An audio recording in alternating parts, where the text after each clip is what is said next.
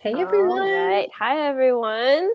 Welcome to our Book 3 Anne of the Island discussion. This is my copy here. Yay. Before we went live, I was telling Megan that I don't have a physical copy of the third book. So thank you for showing yours. So we have a physical book, but I hope everyone's doing well. Thanks to Megan for hosting this on her channel because as she knows, I've been battling StreamYard for the last 36 hours. But we're going to get connected one day. Don't worry. Yeah. So anyway, thanks for joining us as we talk about Anne of the Island, the third book in the Anne of Green Gables series. Sorry, I missed last month. Me and my husband were moving. And that weekend we didn't have internet yet. So they had come that day to install the internet. So it was a big thing. So thanks to Megan for helping out. We're very glad that you're back. Yeah, but I'm excited to be here. And I'm excited to have a cozy chat about my girl, Anne Shirley, who I just have been loving so much. And it's going to be fun. I've got some questions, but I know there's a couple people here, so we can say hi. Yeah, so hello, Sock. Thank you once again for joining us. I don't think Sock has read the books or is reading them, but she always joins and very much appreciate the support. Yes, thank you for joining. Sock, I'm sorry I haven't been on any of your streams lately. As Emily knows, I got sick again this week, or what I had came back. So it's just been not fun lately. Yeah. And we've got Lisa. Hello, Lisa. Hey, Lisa. I love your cat, by the way. I don't know if I've ever mentioned that, but your cat's cute little face. So sweet. And we've got the Lost Coffee Mug. Hello. And Lisa. Lisa. Okay. Her name's Lisa. Hey, Lisa. Oh, so it is two different Lisas. Okay. Thank you. Oh, yes. Okay. Because I was like, I know the Lost Coffee Mug. I know you've shown up in other streams before and I couldn't remember your name. So, all right. Hello, Lisa. Thanks for joining us. Sock says, I read it. I finished it this morning. That's wonderful. I'm so glad you read it and were able to finish it in time. And we hope to hear your thoughts on it as well. Yes, I'm very, very excited to discuss this book.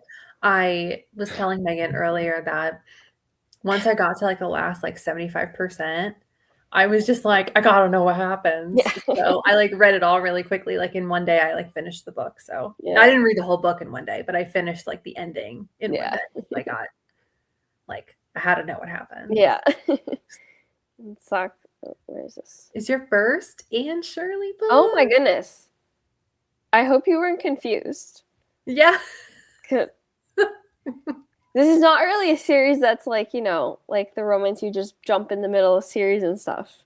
Yeah. So well, let us know. You should definitely go back and read the first one because it'll make it a lot better. Yeah. All right. Emily. Oh wait. So excited. Oh, she's kind of a lot. Yeah, and actually, this is her toned down. Quite honestly. Yeah, it is. This is her more grown up. She's definitely way more in book one as a little girl. Yeah, for sure. But hopefully you had fun. Yeah. Did you want to? Yeah, we can start with the questions. Yeah. Okay. Well, I don't know how Sock will be able to answer this one. She can answer the second half of this one. Yeah. But I wanted to ask everyone, how did you think this book compared to the first two? And what was your star rating? So for me, I gave this one a 4.5 star, which is what I've given the first two. So for me, it was right on par. I feel the series is just continuing to progress and stay. It's not falling off. There's no sophomore slump. Right. And so, so I gave it a 4.5 star. How it compared to the first two, it was interesting. And I have this in one of the questions later, and maybe we'll talk about this, but to me, this was the first book where I was like, oh, Anne's like grown up, like she is an adult. And she's a young adult because I mean, she's like 18, 19, 20. Like she's not it's like 18 to like 22 or whatever, like those college years. Yeah. So that, for me, I was like, as I was reading it, I was thinking, oh, I just kind of wonder, is it gonna take away from like Anne's, imagination and her just like, right, who she is. But I think L.M. Montgomery does a really good job of like keeping the parts of Anne that are like so pure, but like not making her super naive. right. Like, I agree. I feel like she does a really good job of growing Anne up. She grows up in like a natural way, but there's still little bits that are like quintessentially Anne that's not going to go away. But you do also see her mature, and totally. So, and I think I noticed that too in the last book when she had to take care of, oh my gosh, what's the little boy's name and the girl? Why am I blanking on their name? Davy and Dora. Davy and Dora. Thank you. I kept thinking Daniel, and I'm like, that's not the kid's name. But Davy and Dora, I thought that was kind of like the first thing that I like noticed, like, oh, like she is becoming kind of like the older sibling, kind of like aunt, mother kind of figure. So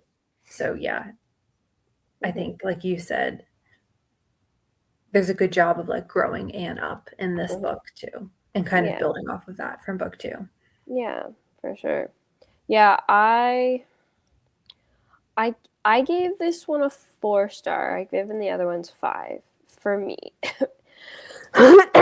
Now, I did read it in the middle of sickness and stuff, so that could always just affect it. But I felt like this one for me, I still liked, I still enjoyed, but I just didn't quite feel as, I don't know, the cozy factor as much as I wanted, I guess. But I think that's also just part of that. Like Anne is just getting more mature and growing up, and I think just like with the college setting and stuff, I still liked it. But I don't know. I give it a 4-star, I guess. Yeah. Well, and I think too, like it's the first book that doesn't primarily take place in Avonlea. Yeah. So you have like a completely new. I think that's why too. That could be why. Like we do see her go back to Avonlea for like Christmas or something, but it's different because she's in the big city and different characters and stuff. Although to be fair, like I do like the new characters and the new like the cottage that they lived in, Patty's place, and with, like the girls. I like that was fun. But, I'll see some people's opinions here. Yeah. Sock says I wasn't. Oh, sorry. You can read it. Sorry. That's okay. No, I was just going to say your voice too. But Sock says I wasn't all that lost thanks to the earlier discussions. Thanks. Yes. Okay. Good. I'm glad that was helpful. I'm glad, especially last time when I was by myself. I'm glad my rambling was helpful. Lisa says, I like this one a lot. I related to this one more than the second one. Oh, interesting, because I related to the second one more. But I think I still like the first one the best. That's fair. Yeah.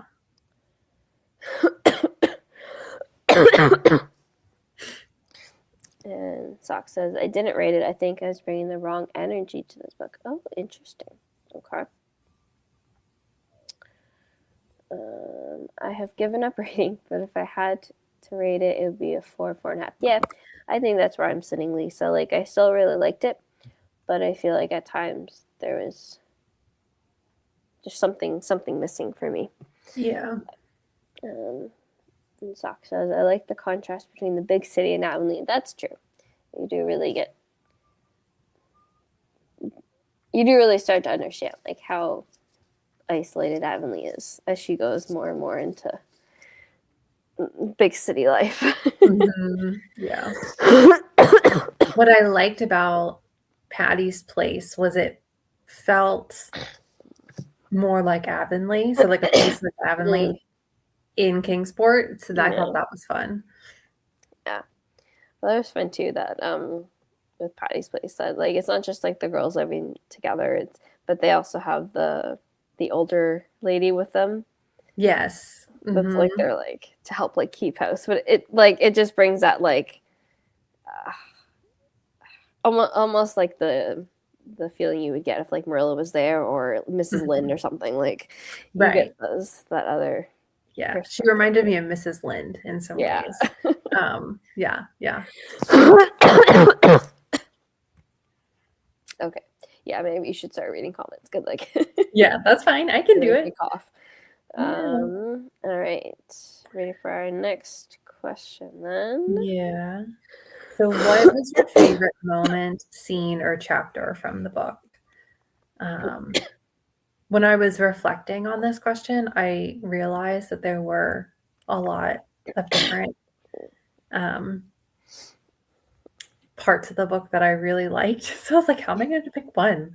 But I really liked, I forget the name of the chapter, but it was when she went back to where her parents lived. I thought that was like such a good like tethering point to Anne's like history. And it kind of, you got to know a little bit more about her parents, at least from, the person who owned the house. Yeah. You could, in a way, it gave you a glimpse of like, Anne, who Anne is as a result of how, like the parents that she was around, like the parents that raised her. So I liked that because in the first book, you don't get anything, she's just the orphan. So yeah, that was one that stuck out to me, and I liked it because it kind of connected the first two books to this book. Like you see Anne growing up, but then you still get this touch point of like, I don't know. It's a very vulnerable moment. It's a very like touching moment, and for her to like get the letters, so she could like see actual like correspondence like from her parents. Like it's just nice to have since she doesn't have her parents anymore. So I really like that. That was really sweet when like she gets to really see the love her parents had for each other and for her that was so tragically cut short. But yeah, I'm trying to remember specifically because I was telling Emily before, like I read this the middle of December, so it's been a couple weeks for me now, even though it's a reread, but there was actually quite a lot in here that I had forgotten about. But I do also, this is more like just funny, but I love, oh, shoot. And now I can't remember if it was this one or the last book. When she wins the story contest. Oh, it's this book. It is this one. Okay. Yeah. Okay. Yeah. When Diana baking powder, whatever. Diana's like so proud of her and all excited. Look what I did for you. And Anna's just like mortified that she would change her story for baking powder. And it's like insult to literature. Yes. Yeah. That was so funny. And it was like such an Anne response. But I just loved it.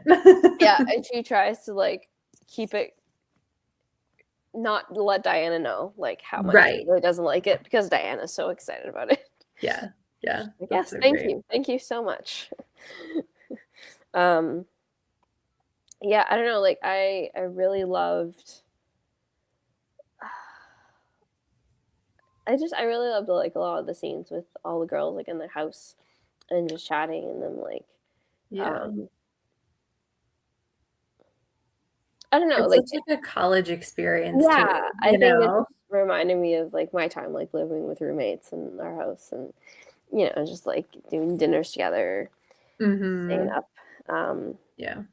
And I'm going through like the chapter titles to see if it'll jog my memory. Any memories. Yeah. Because there was had a couple comments about the house too. She said that she liked their enjoyment at setting up their own establishment, and I did too. Like I think that that's such a fun making house, like making home is always like been such a fun thing for me that I think, you know, this was like the first time that they got to do that. Yeah. So, you know, and I think back to like when I was at college and you kind of like make, you know, the place your own and make your own friends. Like it was cozy, even though it wasn't cozy in like an Avonlea way. It was still like had some nostalgia coziness to it. Yeah, for sure. And hold on. I clicked something. Oh no. What did I do? Oh no. There we go. There we go. Because with their own cushions upon which any gentleman caller could say yes. And they did. We're going to talk about that later, but there were several gentleman callers. Oh, yeah. Yeah. Yeah. So much happens in this book because it's like 4 years. But yeah, so much happens. Yeah, a lot happens. Lisa says that she loved the ending, Birthday of Our Happiness. So sweet. Wait, was that when she's talking to Gilbert? Yeah. Because at the end, the very end is when she accepts his proposal. Yeah. Spoilers. Yeah. Sorry, spoilers. Yeah, that was. I mean, I think I knew. Like, I don't know too many spoilers, but I'm pretty sure I knew that like Anne and Gilbert like were endgame. So like when he first proposed and she said no, I was like, Anne, what are you doing? Like, I was like, what's gonna happen? Yeah. I think like a way that Montgomery shows Anne also like growing up is her realizing and learning, I think, what love actually is, because she says no because she's like, well, I don't love you in that way, because that's not what she thinks, you know, love should be. It should be this grand, romantic, over the top, blah blah blah, and like she doesn't see like the sacrifices that Gilbert's always made for her. The love. But yeah, and I think it takes her like courting Roy Gardner to see that like, okay, on paper he is just a perfect guy, but she like doesn't love him. So I think that it's almost like Anne needed to go through that experience in order to realize she loved Gilbert. But like as the reader, I was like, girl, you love him, stop it. Like everyone in Avonlea is like, well, you guys were going to Yeah, exactly. Lisa said, it's crazy how the college experience for Anne wasn't that much different from my own. It brought out a lot of memories. Oh, I love that. Same. Like it is weird how like the experience is somehow still universal and always the same, because it made me remember that time too, of just being with your friends, like when studying was the only worry you had. Right. Yeah. You're in this like little bubble, so to speak. Yeah. But it's also interesting, like I think about like the time period that, you know, this series was originally written, and I'm like, I don't know how many women were going to college at that point. I mean, I know that some women were, but I don't think that it was like a very commonplace thing, because it was like the early 1900s. Yeah, it was early 1900s. So yeah, because I don't know, like it doesn't, like there seems to be a fair amount of women in their class at least, so it's not weird. But it also, like, you still get the sense back in Avonlea that it's like Anne is one of the few people with few girls from Avonlea to do that. Yeah, because it's like it's still not like the expected number one thing you're going to do, right? Right. And I was gonna say too, like when Anne first goes off to Redmond in the book, like she gets like the chatter of the town. So like certain people being like, oh, like I'm paraphrasing here, but like don't become all like high and mighty now that you go to college or whatever, you know, like, and then like some people thinking, oh, it's gonna be this really good experience, you know, just kind of getting like different perspectives on the idea of Anne going off to college. And so that was just like she comes back and people are like, wow, you're still the same, you haven't changed or something. You're like, thanks.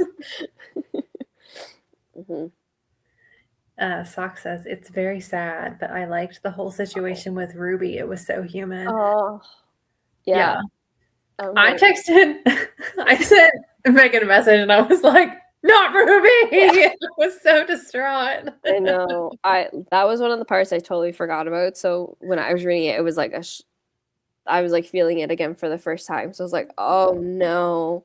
I know. Like poor Ruby. Yeah. It's just heartbreaking. Yeah. And yeah, Lisa says the Ruby situation got me tearing up. Yeah. Ruby. I really liked though that like Ruby's last day with Anne was so sweet. And it was like her last day. Yeah. Oh my gosh.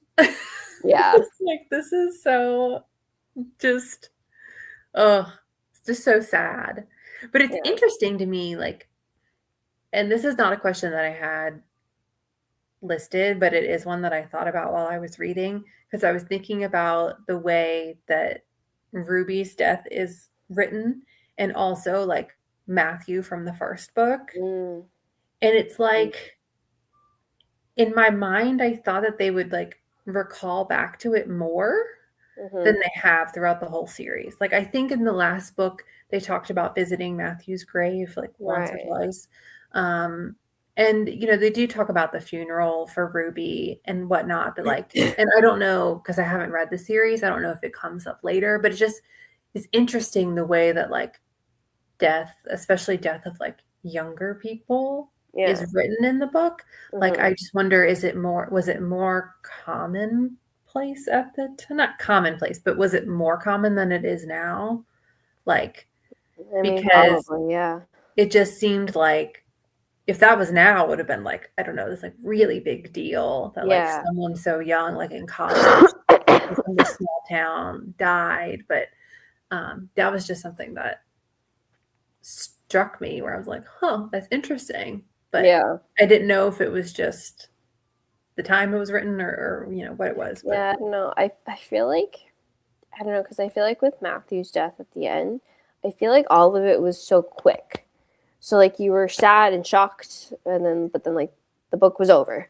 Right. Like, whereas with Ruby, it's like, yeah, she is young, so there's that aspect. But it's, I don't know, I feel like we heard about it, we spent time with her and talked to her, and and I feel like that almost like hurt more, because especially when you saw like how her and her family were really trying to ignore what was happening to her and ignore it, and then you see that moment where Ruby tells Anne, like, no, I know I'm dying, like, and I'm scared, and like that was just because like Sock said, it's so human, it's so real. It's just, and like, and you see too how Anne says after, like, how that experience sort of changes her and makes her see the world slightly differently. Oh, Ruby. I think also the fact that it was Ruby, the one that was so like outgoing, is just like so hard too. And here Emily is moving and going through that all over again, but there's nothing quite like your first. Oh yeah, setting up house. It took me a while. I was like, what is she talking about? What did we talk about 10 minutes ago? Right. But probably. Well, the good news is that we own this house, so we're not going to move for a while, so we can make it more homey. Setting up your house again, Lisa says, Anne's summer without Gilbert writing to her was a wake-up call. Yeah, I agree. Yes. Yeah, when the thing she's always just like assumed would be there, the person she'd assumed, he's not there. And she's like, oh, wait, I don't like this.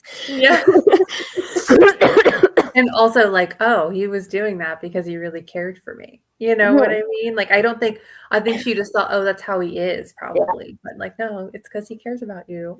And you finally told him like, no. So he's like, okay. Yeah. What? Anne went off to college and now she won't accept my brother's proposal that I'm conveying on his behalf. What a snob. I totally forgot about that. Oh, that was that again. Was that Anne was like, what is this? Whose brother was that again? It was something about, is that Jane? Why can't I think of his name? Because there was a friend from Avonlea. It was his brother. Is it Jane's brother? Not Jane. I don't know. Anyway, but yeah, that was hilarious. Will you marry my brother? What? That was funny. And then how it's like, see if I can find it. Yeah. She had to propose for him. No, Billy don't worry. Andrews. Okay, so it is Jane Andrews' brother. Yeah. Yeah, it's Billy Andrews. Yeah. But oh my gosh, so good. I can't even imagine that being proposed to. Do you realize that Anne gets proposed to 4 different times in this book? Is it 4? Gilbert twice. Oh, okay. Yeah, I guess Gilbert twice. Gilbert asked twice, but yes. Yeah.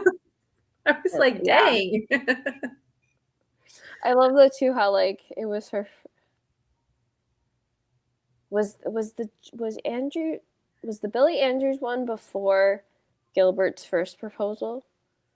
Because I thought I remember her saying like, "Oh my gosh, my first proposal, and this is what it is." Like it took all the romantic notions out of her head or something. Yes, but I'm pretty sure it was first. Because she was like mortified, like this is my first proposal. This is what I've dreamed of, and it's by his sister. And yes, yeah. I think it went Billy, Gilbert, Roy, Gilbert. Yeah, that sounds right. But that's the thing, right? I think in this book, like Anne starts to learn a lot more about like letting go of her like romantic notions. Yeah. Because like she's holding on to them instead of seeing like what's right in front of her, like reality. Yeah. with like love and all that. With Ruby, I was thinking more of the whole time Ruby and her family were desperate to maintain. Yeah. Yeah. Yeah, you talked about that earlier of like her family just didn't want to acknowledge that she wasn't healthy. Just, like made it so much worse. Yeah. Like because it's like in the conversation that Ruby has with Anne, she's like, "No, I know that I'm dying." Yeah. And I don't think that that's something that she probably was able to say to her family because her family was so in denial about it. Yeah. Oh, Ruby. Sad. Yes. Next question. Okay, next question was, how do you think Anne grows as a character when she goes off to Redmond? Like I said, I think she just starts to learn. I don't know, just starts. She learns like, reality in a way. Yeah. And in a way to like not to stop dreaming, but just stop letting what she expects and what she thinks should be and should happen almost let that blind her from what is real in a way. And just thinking, especially with like her feelings for Gilbert versus Roy, like that is the main part of it. But about how it was like a learning opportunity for her, because like I'm thinking back to like when she first arrived and how like she looked out into like the sea of freshmen and she didn't know anybody. There was that fish out of water element to it, which I think, you get a little bit in the first book because she's coming into this town and she has no idea who anybody is and all this kind of stuff. But then like she gets her footing in the first 2 books. And then now she's kind of put back into this position of fish out of water, doesn't know anybody. This is so different, especially coming from like Avonlea, where she, found a home, because when she first comes, she doesn't really have a home because she's without her parents. Yeah. So this is a different experience for her. And she also like in Avonlea, right? Between her and Gilbert, they're the top scholars, the top smart people, so to speak, and now she's at the bottom again. Yeah. Which I think is like such a like universal experience. Like I remember like being in middle school and you finally get to 8th grade and you're like, yes, I'm like head honcho, you're like the oldest grade at the school, and then you go into high school and now you're at the bottom of the rung again. So it's like, we kind of go through that. And even like, leaving grade 12 high school and then you go to, from a university or whatever, and you're back at the bottom, like. Exactly. Yeah. And then you graduate college and you go into the workforce and you're like an entry-level employee. You just keep doing it over and over again. Yeah. It's a common universal experience for sure. Yeah. But it was fun to see her like make new friends, and then, throughout the book, because it takes place over all 4 years, you can see how she grows in that environment too. And it's nice to have her come back to Avonlea a little bit. Even just for like a few, like she'd come home for breaks, but like L.M. Montgomery wrote that in. So like the reader still could get the Avonlea feel. Yeah, I'm glad we had that. Yeah, I was glad too. But I did find it interesting, this sort of side note, but it was like more to the end of the book, but she starts to say that like going home to Avonlea doesn't feel like home anymore because so many things have changed while she's been away. So-and-so has died. People are married. Diana's married. That's a whole other thing. And, becomes a mother, and she's just like, wow, like this isn't my home anymore now. It's different. It's changed. Right. I've been out in the world now, and which again is like another really universal experience, I feel like. Because you always long to like go back to home like the way it was that you remember it, but like that doesn't happen because even home will change. So sure. Sock says, at the same time, at least Gilbert never wanted to get married simply because he'd acquired more land. I got the back 40. Now it's time to get married, and Anne will do. Yeah, that's true. Yeah. I know. It's just so weird how so much of the marriages were like decided that way back then. Like, oh, so-and-so like has his own land now he can get married. Oh, let's choose her or whatever. Anne and Gilbert get to marry each other because they care and love for each other. Like, I'm glad that it's not, because sometimes in like a Regency, like historical romance, the ones we all read, it's like, oh, you are betrothed to this person and you like at first don't like them because you don't really, it's not like a love match, but then like you learn to love them. So it's nice that they actually do get to be together because they care about each other. And she says, I really liked her growth as a writer, how she wouldn't listen to people about how she could improve and trying to twist her writing into what she thinks will work. And then learning that her old plotless sketch actually was considered good and commercial. Yeah, that's a good point. I forgot about that too. Yeah, Anne really starts writing again. She stops after the whole Averill's Atonement baking powder incident where she's just scarred. Yeah.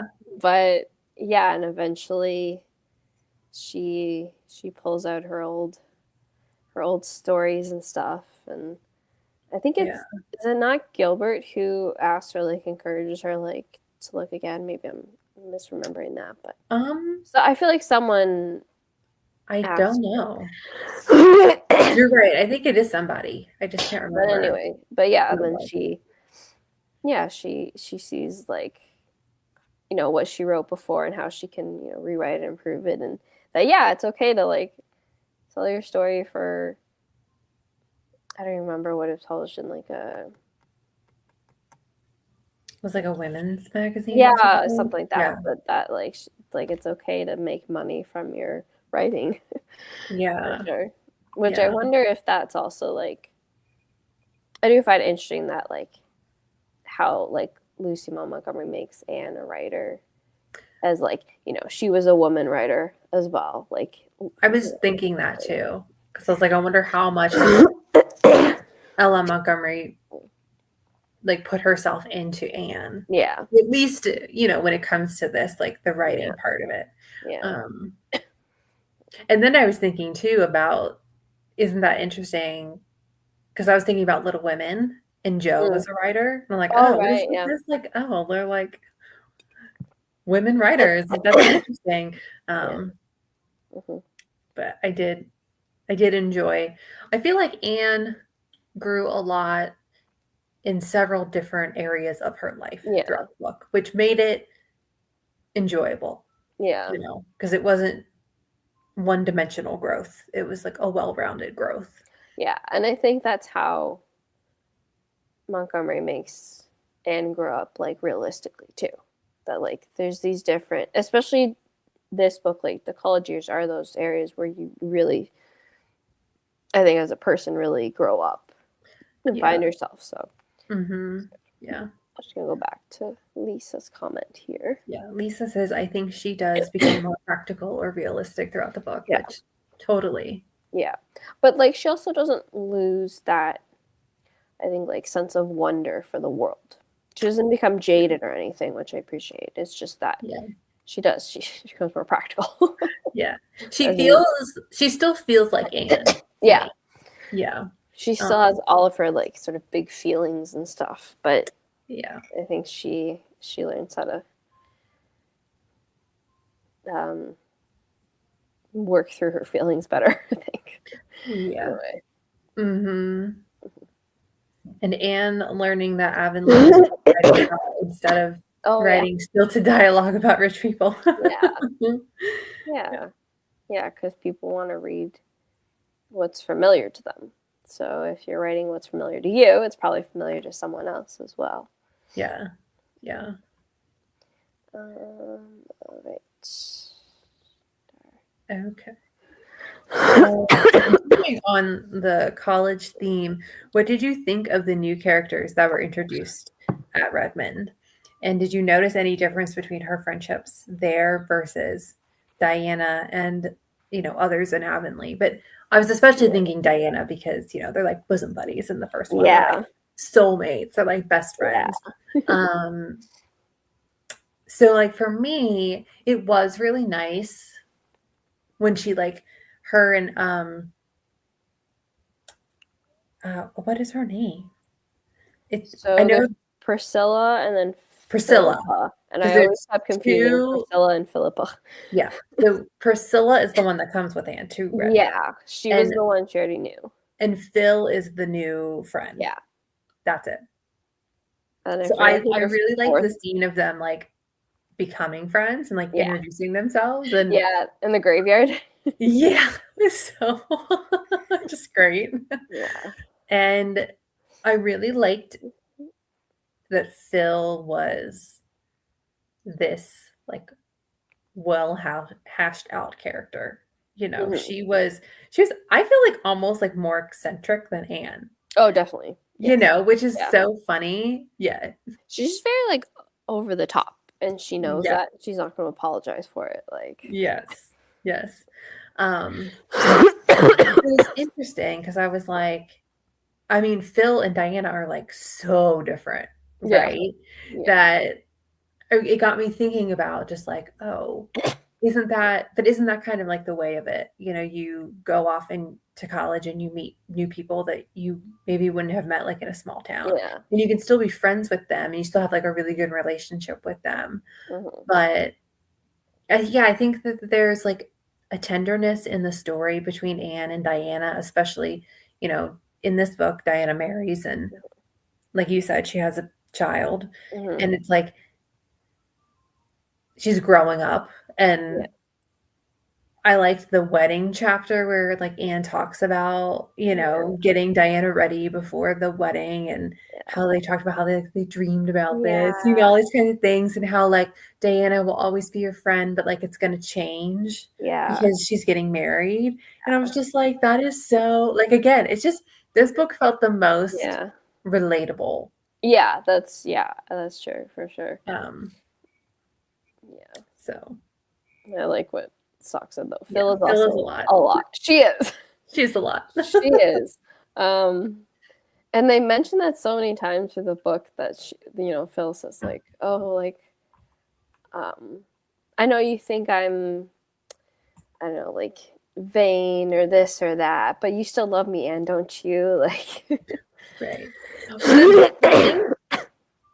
What I took from Phil is that she was in on the joke. Like she knew she was a lot. And I think that made it made her more tolerable to me than if she had just been over the top and was vain and was out of touch. Her understanding that about herself helped her helped it be more bearable to me. Yeah. Yeah, like she wasn't. I thought she was like a fun character, but I wouldn't say she would be like one of my favorites or anything. Because sometimes she was like a little much. But I do really like how she also has her own sort of growth arc in the book as well. She's always going on about like her two beaux back and forth. And I can't choose. Woe is me. There's so many admirers, and I'm so rich, and this and that. But she really learns what love is when she meets this poor man who's just going to be a pastor, and she's like, I love him, and I want him. And I thought that storyline was so good because you almost Phil needed somebody like that, and it was, I just really enjoyed it. Yeah. And then should we talk about, I guess, Roy Gardner was also our new, actually, or do you want to say that for the relationships question? I just realized. Yeah, I mean, it doesn't matter. We can talk about it now. I was also thinking about, was it Christine who Gilbert was like taking around? Is that her name? Who was the one? Sorry, they thought they were together, but they really weren't. Was her name Christine? Yeah. Okay. Yeah. It just felt like this whole big cast of characters. And then the girls that they lived with at Patty's place, and even like the tenants at Patty's place originally, like going to Europe, and like they would get the letters and everything. Like I like that. And the cats. Like Rusty. I was so excited Anne got a cat because I'm a cat person. I was like, yes, the cat distribution system has worked. Yeah. I just thought it was cute too how like the I don't know, like the orphan cat, so to speak, bonds with Anne as well, and Anne takes care of the cat that no one likes and no one wants. That's such a good way of looking at it, because that's true. So fun. I feel like I was going to say something about Diana, but I don't remember now. So about the second question, but we can go on from that. And Sock also says. And also how when Phil moved into Patty's place, she started living within their means, springing for extras but not volunteering to pay for everything. Yeah, I like how she's like, oh, this has taught me like the cost of butter, and like going to the supermarket and like knowing when prices are up and down. Yeah. That was funny when she was like, butter's up, and they're like, butter is up? Yeah. I think they didn't know. Yeah. It's funny because even like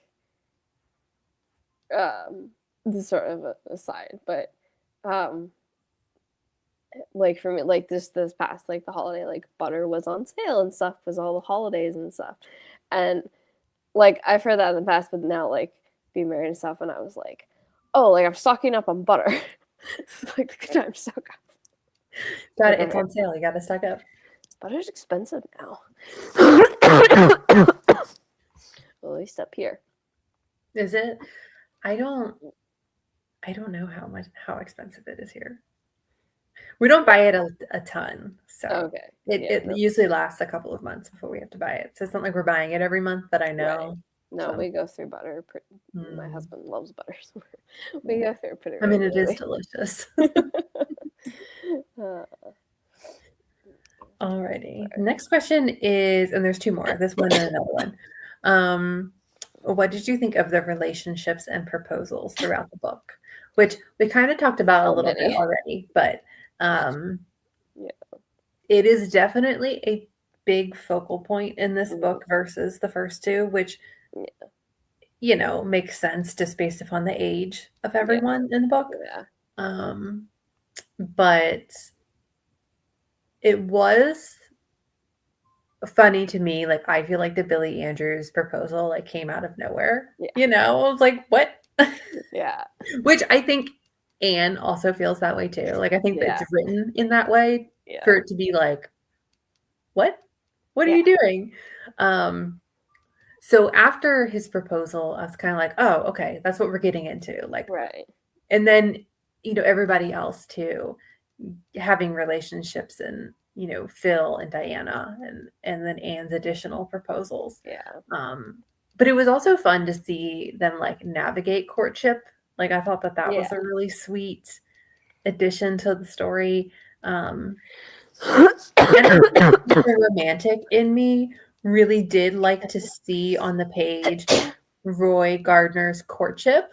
Even though I knew that like they weren't meant to be together, I still, it's still fun to see like, oh, the meet cute in the rain, and he offers her the umbrella, and like he gives her like flowers like that night or the next day or something. And it's just like, oh, that's so sweet. Like it is really like this storybook, like romance playing out, but like they're not meant to be. And I think, was it Roy's sister that was like, yeah, he's super dull, like he doesn't have personality. He's basically just like this like hollow person, like he is like perfect on paper and that's it. Right. So yeah, even the person that I didn't ship Anne with, I still like enjoyed. But we're romance lovers, Yeah. I'm always gonna be the type that's like, yes, give me the romance. For sure. Yeah, like and this is the thing, like with Roy, like he was great. There was nothing really bad to not like him or anything. Mm-hmm. And he did genuinely like care for Anne.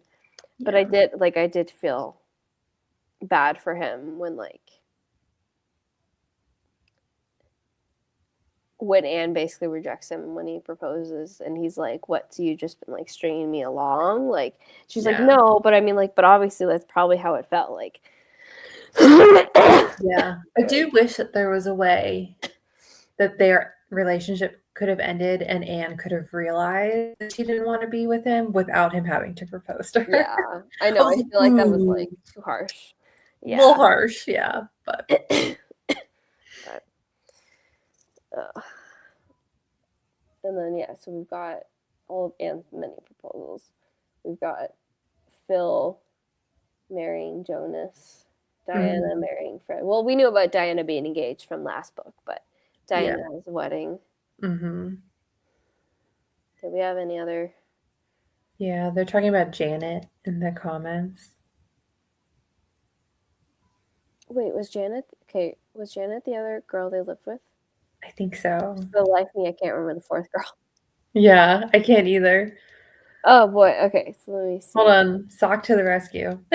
Sock and Lisa, they're yeah. Like I said, I read this like a while ago. So, here we go. Help us out. Left off. So, I feel like we got a real sense of courtship during that time period and finding out what you actually really want. Yeah. Definitely. It felt very appropriate to the time period. You know what I mean? Like when I was reading it, I was like, yes, okay. Like it didn't feel like modern dating, but it shouldn't because it was, written in the early 1900s. But it was fun. Yeah. And the whole thing with Janet and her suitors. Okay. Oh, okay. Yes. Keep going. Okay. Oh my God, Janet and John Douglas was crazy. Wait, is that the lady that like during one of Anne's like Summer's working or something, and she went to stay with this lady? Okay, I might remember this now. Sock says, do I just need to keep going? Oh yes, yes. Oh, it's the one. Yes, okay. It's the mother with so Janet was like, and John Douglas, I think it was when they were working together, but John Douglas's mother like forbid him to propose to her. Yes, and then the mom dies and he comes and proposes and she's like, we've been like, friends or whatever for 20 years. Why did you wait? Yes, that okay. Yes, it all came back to me. Oh my gosh, yes, that was crazy. Yeah. That poor lady. Oh my god. Okay. Yeah, it was like Anne. It was like giving Anne a "I'm actually glad to be an orphan" moment. I don't remember what that was for. Neither do I. Okay, so Janet was the older lady. waiting for proposal, right? Yeah, that was the comment, Lisa, that made me remember it, so thank you. John had us right. Okay, yes. I do remember this. This is was this in town? And I feel like these characters were. Anne was off somewhere and like working for the summer and staying with these people, right? Because these people weren't in like Kingsport or Avonlea, right? Yeah, right. I'm pretty sure it was the one summer where she went off. Because I remember her now telling the girls like back at Patty's place, like, "Oh, guess what happened?" Yes. So yeah, it was like somewhere else. I can't really remember. Yeah, it was like some other place she went. Yes. That was very funny too. And didn't have to worry about parents keeping her from marrying. That's true. Wow. That's true. I mean, Marilla, but that's true. Yeah. Absolutely. Yeah. So much relationship stuff. Yeah. It really was like a big focal point of the book. Yeah. All right. And then the last question is, how do you think Ella Montgomery maintains Anne's appeal even as she ages? So we talked about at the beginning. But. Yeah. I agree. I think we've talked about it a little bit already, but I just think that Anne matures and becomes a little bit more practical in this book, just because she has more time out in reality, like not in the real world, right? Like life experience. Yeah. But I still feel like she has that outlet for her imagination. Like I'm thinking about like when she writes and the stories, like there's still, and she's still her own person. Yeah. So I'm very curious what's going to happen as the series continues and like Anne and Gilbert get married. I'm very excited. And like just if she becomes mom, like how is she going to mother, the next generation of Anne? And yeah, I'm just really excited, for her to continue teaching too, because then obviously she'll, have an impact on future generations, even if she doesn't have kids. But because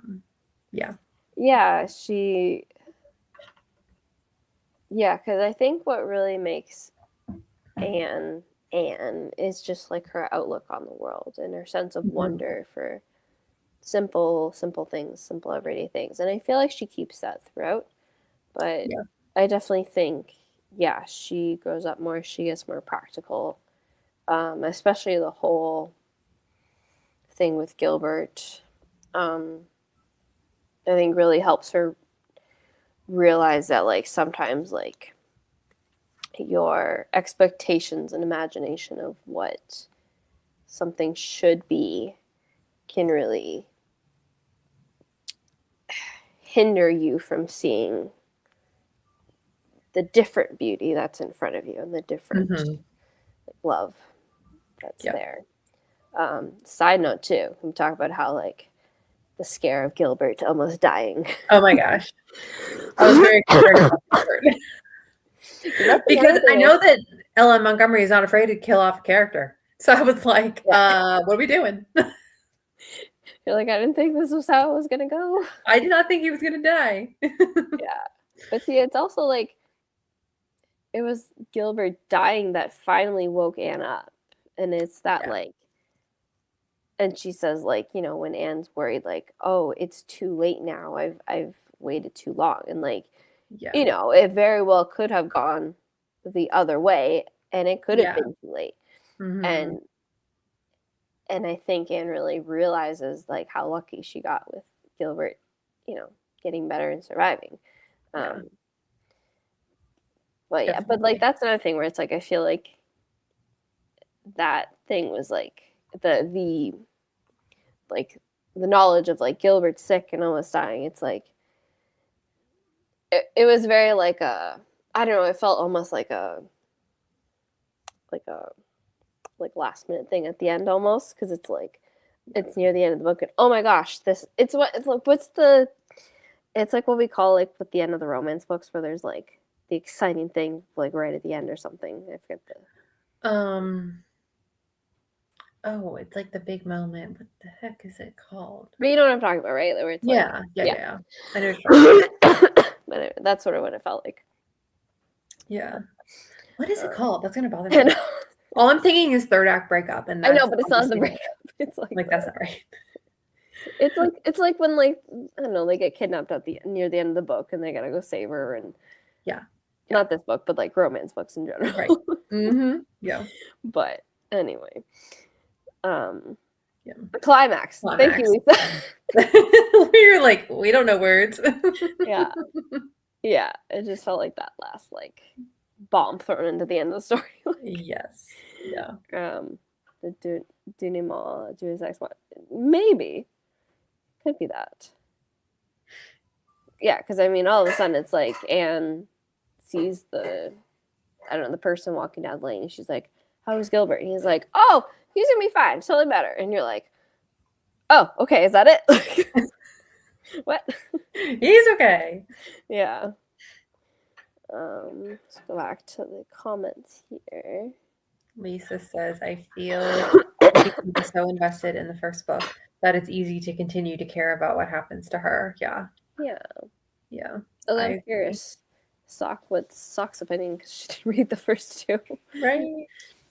Except now, whenever they have a disagreement, Gilbert could suddenly develop a headache under a cough, and it will be like, no. Like, remember when I almost died? Yeah, right. Remember you're undying enough for me? Yeah. Oh man. Yeah. I'll have to see, because we're gonna start seeing Anne much more as an adult, and well, we know that they have to wait to get married because they have to wait for Gilbert to finish the medical school. And for our, I don't know if there's anything else we want to talk about. I was gonna just go into the next those are all the questions I had, and we had a good conversation, which kind of touched on the other things that I was thinking about. But I'm excited for the next book. I'm just so curious, like what's going to happen next. I read the synopsis of the next book, Anne of Windy Poplars. Yeah, Windy Poplars. Yeah, and it's like she goes somewhere to be a principal of a school. Yeah. So I was like, ooh, another, like, we're back to another new city. Yeah, new location. Almost every time. Yeah, so I'm excited. The next one, Anne of Windy Poplars, says Anne had taken her first job away from Green Gables and soon discovered that her real work lay in dealing head-on with the proud Pringle family. But she quickly became the whole town's champion and confidant, and would have appeared almost meddlesome if she weren't as spirited and lovable as ever. That's what's on the back of my book here. Oh, that's great. But yes, we've got Anna's principal now of a school, not just teacher. Yeah. And I believe this book is the 3 years that she's waiting, like, for her and Gilbert to marry. Okay. Because my book is divided as like the first year, second year, third year. Oh, so I have a feeling that's what it's going to be. That makes sense. But so we've got new characters again. But yes, because we'll see Anne grow up and get married, and her first like big job after college. Yeah. Sock said, "Oh yeah, I think Anne's appeal is her capacity for joy." Yeah, definitely. As long as she maintains that. Yeah, I feel like. Yeah, because you're right, Sock. If that aspect of her was taken away, it wouldn't be Anne anymore. Like if she became jaded or cynical, it's not the same. Yeah. And people would really sort of stop reading and lose their love for her as a character. Right. But yeah, she always her capacity for joy, and I think she has good like people skills too. Like she knows how to win people over that are usually the I know she always seems to win over like the stubborn person in the town or Definitely. I agree. Yeah. Yeah, so if there's nothing else to say for book 3, yeah, so Emily and I were talking for book 4. We will try and have our discussion at the end of January so that we don't start moving behind on months and everything. The end of January, we're just going to check our calendars and also the calendars of everything else happening this month especially between bee stuff, the Team Biscuits, there's a lot of live streams happening apparently, so we're not. Yeah. There's a lot of events already on the calendar, so we don't want to double book. But yeah, so we'll probably look at the last week of the month. Yeah, probably. And hopefully, if StreamYard would like to connect with my YouTube channel, I can host it. Yay! So I've got like 3.5 weeks to figure it out. I've got a support ticket in, don't you worry. But yeah, so we'll go back to reading the book and then reviewing it at the end of that month, if that makes sense. Yeah, we'll go back to what we were doing. Yeah. We just said, holidays, New Year. Yeah. We appreciate your flexibility, but yeah, we'll meet again at the end of this month to discuss book 4. Yeah. And we'll see what Anne gets into. Yeah. Anna's a principal. Yeah. That'll be good. For sure. All right.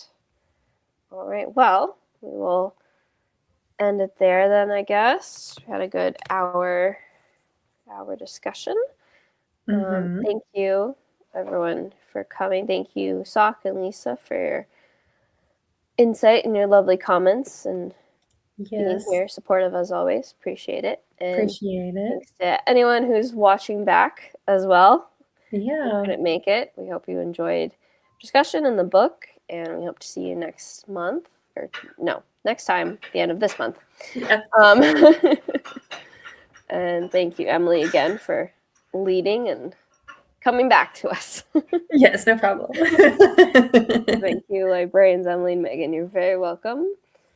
Lisa says, have a great night. Have a great night to you guys as well. And we'll see you next time. Yep.